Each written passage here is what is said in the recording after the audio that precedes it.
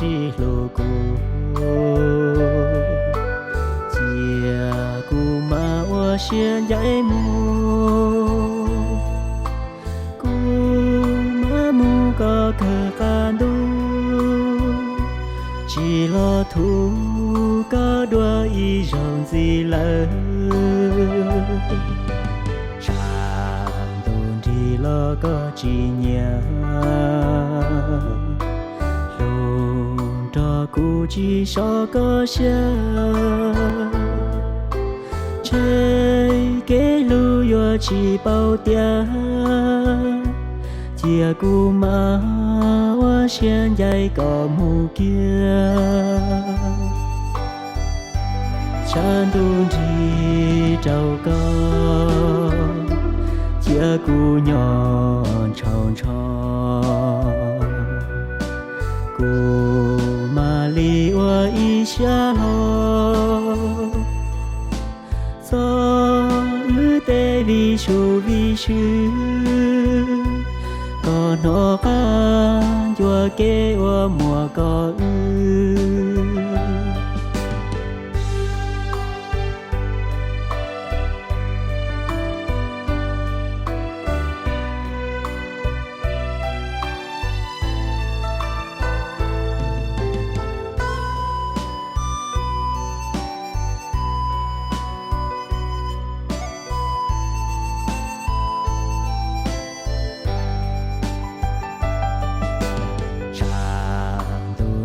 có chỉ lô cô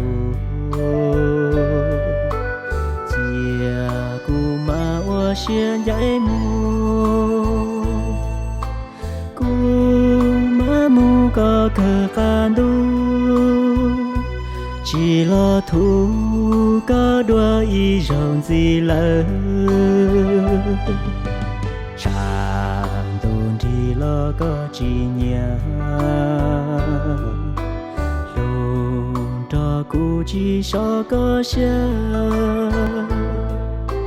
chơi cái lưu yo chỉ bao tia chia cô mà hoa xiên dây có mù kia chan đun đi trâu có